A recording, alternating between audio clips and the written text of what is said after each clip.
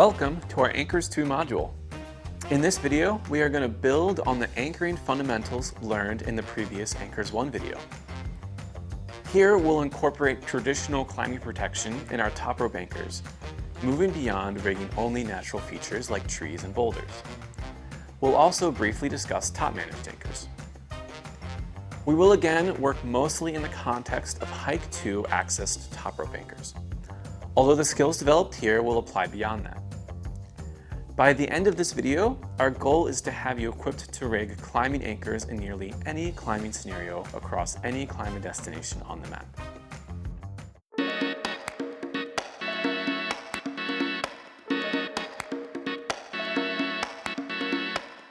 When placing any piece of pro, there's a macro and a micro assessment. The macro assessment studies the medium of the rock that holds the piece in place. The micro assessment zooms in on the details of how the gear engages with the rock. The macro assessment is the same for all pro. Pieces must be placed in solid, high-fidelity rock. We can ask ourselves when inspecting the medium, is the rock loose, crumbly, or chossy? Does the rock feature sound hollow or reverberate when you hit it? Does anything flex when force is applied? Does the crack rely on a dislodged piece of rock? These are just some examples of questions that you should test in the field. If the answer is yes to any of them, proceed with extreme caution or consider alternative placements.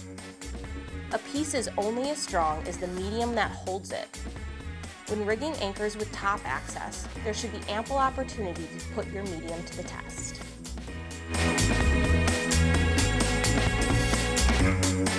We'll now switch gears to the micro assessment, which is specific to the type of gear. We'll start with one of the first pieces of Clean Pro introduced to climbing, nuts, also called stoppers. Nuts are designed to be placed in constricting cracks. They are a type of passive gear, which means they rely on getting wedged in the constriction to hold in place upon loading, which is designed to be along their wire cable. In our micro assessment, we're looking for good surface area contact between the nut and the rock. Many nuts, like these beady stoppers, have two modes of placements: the primary mode along the curved head, or a wider mode across the long width of the head.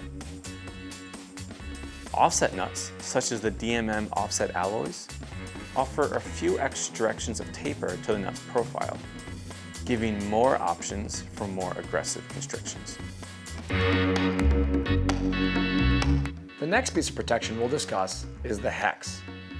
Hexes in their passive mode are similar to nuts. You place them in constricting cracks along either narrow or wide axis. The micro assessment here is the same as for nuts. We're looking for solid surface contact between the faces of the hex and the rock. We can also place hexes in an active mode. By active mode, generally speaking, we mean a placement that encourages the pro to expand in the crack upon load, usually but not always involving a rotation of the piece or its components during load. We can place a hex actively by offsetting the cables or sling of the hex to encourage the hex to rotate when pulled. These type of active placements are great when the crack is mostly parallel, as we don't need to solely rely on constricting features.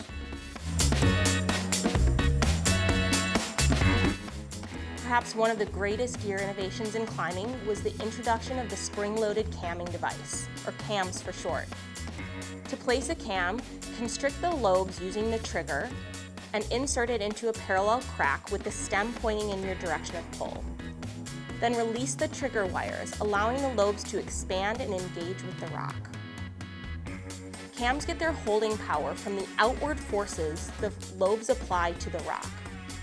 Like all active placements, a downward force on the piece attempts to expand the cam inside the crack.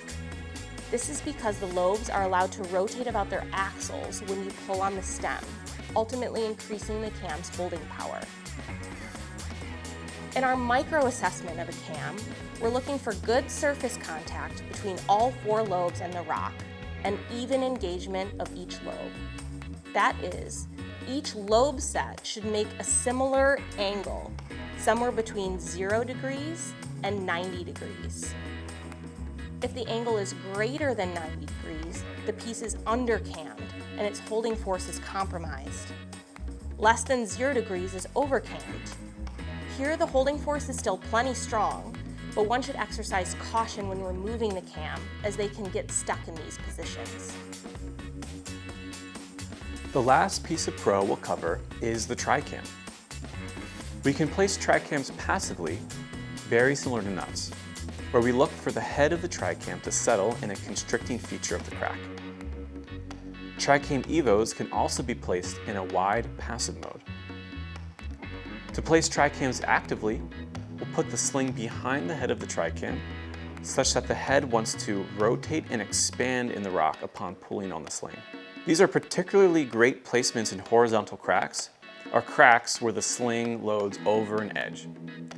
What makes the tri-cam placement extra secure is getting the tooth of the tri-cam to bite into a small feature of the rock, encouraging the head to rotate.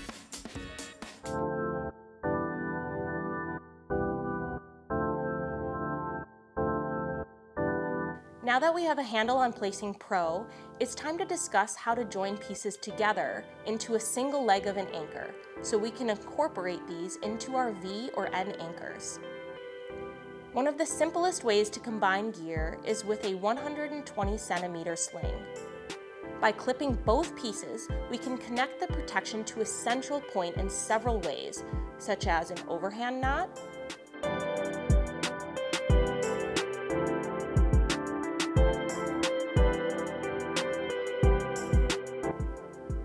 a girth hitch,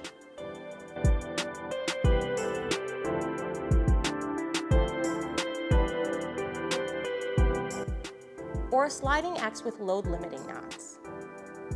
We'll want the load on the central connecting point to be equalized between the two pieces of gear. When using an overhand or a girth hitch, it will need to be rigged appropriately in the direction of pull, whereas the sliding X will be able to self-equalize within the limits of the knots. Alternatively, we can connect two pieces of gear directly to our static line using certain joining knots. One example is a Super 8 knot, also called a bunny ears knot.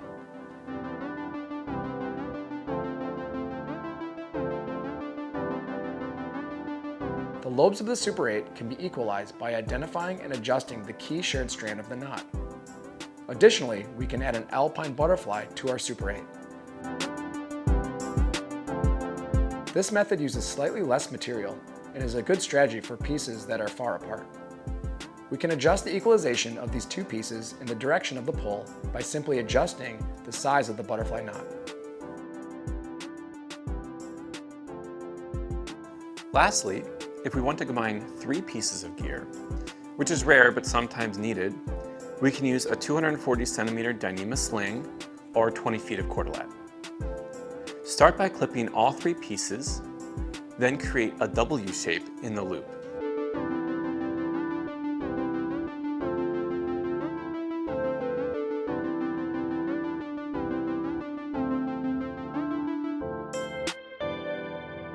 Being mindful to keep the bar tack or joining knot up high and out of the way.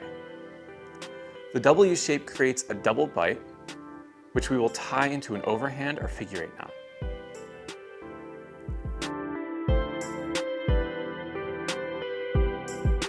In some contexts, this is plenty sufficient for a standalone anchor, which we will discuss later in this video.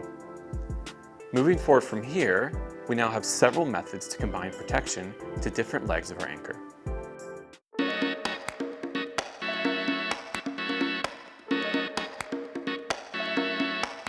Now we'll rig full V or N top rope anchors equipped with traditional climbing protection. We'll start with a V anchor, which we covered in our Anchors 1 video. We'll begin with our first leg by assessing the macro structure of the rock far away from the edge. In this example, we'll place a .75 C4 and a red tri-cam.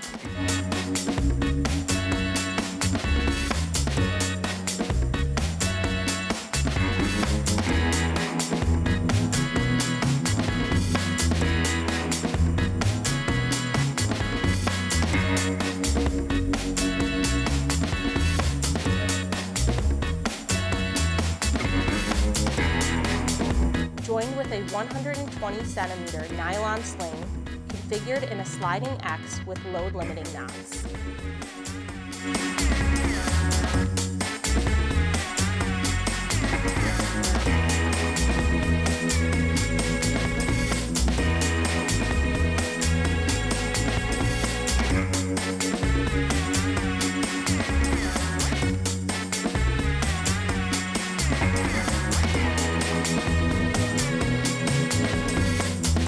We'll attach our static rope to the sling with a figure 8 on a bight and tether ourselves to the static line using a clem heist, allowing us to work near the edge.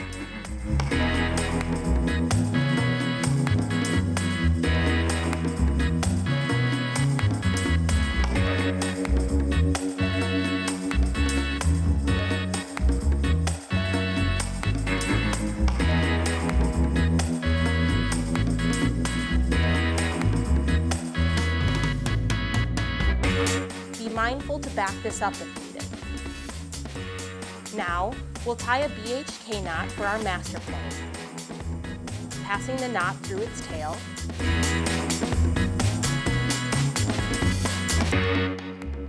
and clipping 2 opposite and opposed locking carabiners.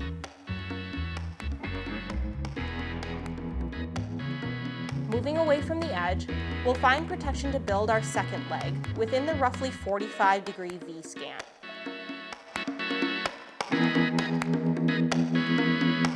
Again, after assessing the macro structure of the rock, we'll place a 0.4 and a 0.5 Z4 and connect them with a Super 8 knot.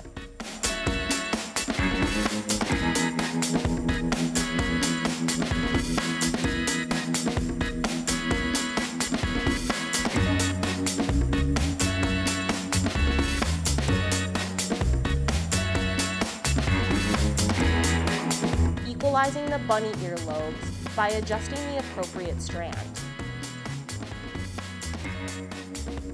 Now, we'll rig this leg to be adjustable by tying our usual figure 8 on a bight to a clove hitch on a locking carabiner near the edge.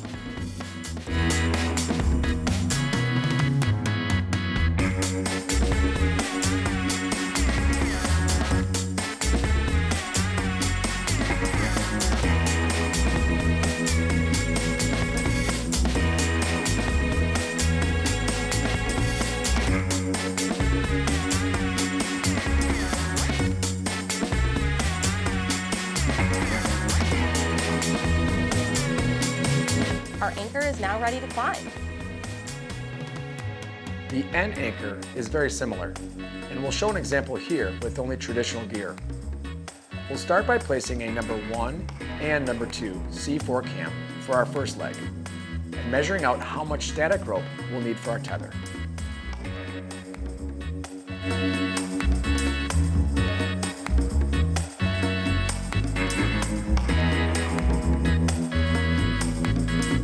Joining the 2 pieces on a Super 8 knot, we're left with 2 independent strands, one for our anchor leg and the other for our tether.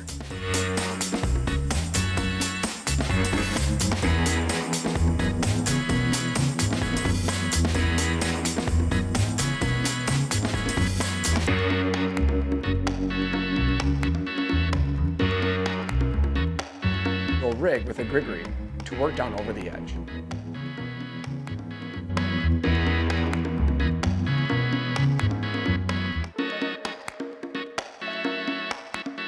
Now we'll rig our master point, as usual, with the BHK knot.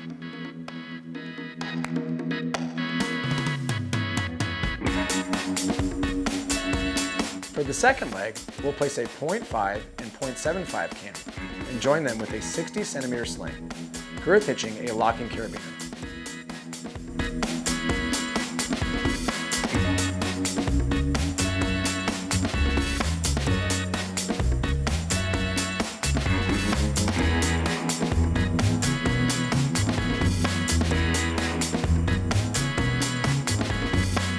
We'll clove hitch the second leg of the anchor to this carabiner and adjust as needed for equalization.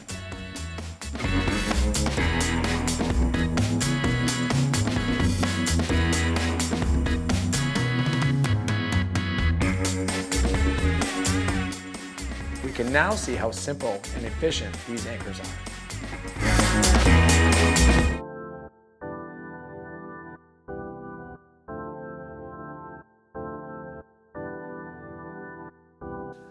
Our video so far has focused on top rope anchors. That is, anchors that have hike-to access and will be unobserved while climbing. Now we will briefly discuss top-managed anchors and top belaying. A standard top-managed anchor can look like this. After you have finished leading a climb, remain on belay while assessing rock quality for suitable anchoring points.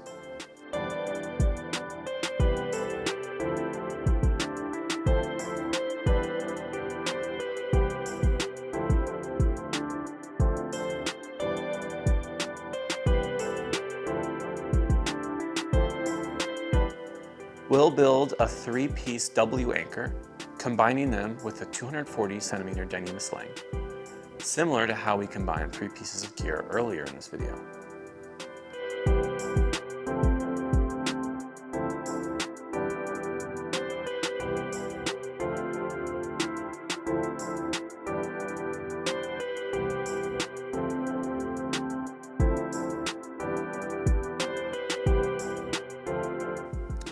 Here we'll want to make sure our master point is tied for the intended direction of fall, which in this case points to the last piece of gear where the climbing rope is threaded.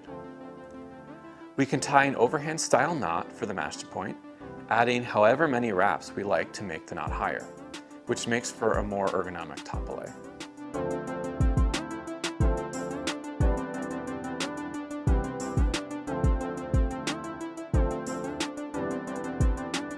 We can go indirect to the anchor by tying our end of the climbing rope into the master point with a clove hitch on a locking carabiner.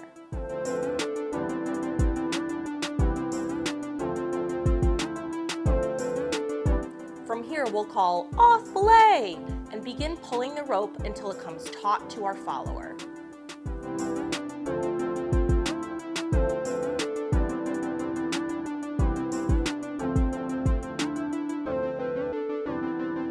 In this example, we'll do our top belay with a gree-gree, clipping the belay device directly to the master point and threading the rope so that the climber side of the gree-gree goes to our follower.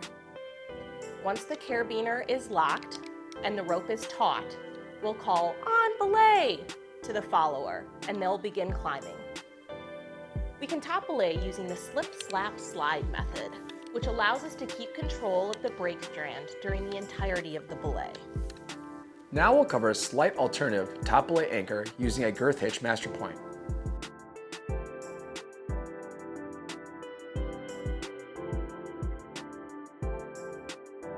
Just as before, we'll inspect our rock medium upon completion of our lead climb.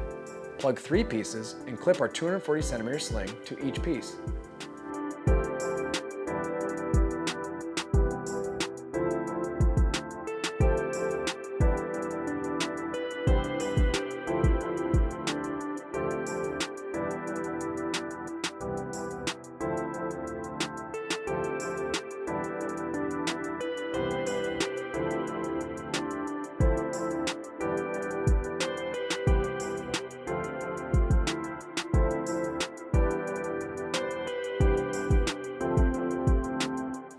Now when we make the W shape in the sling, we'll thread both loops through a large pear-shaped locking carabiner and back out to girth hitch the sling to the carabiner.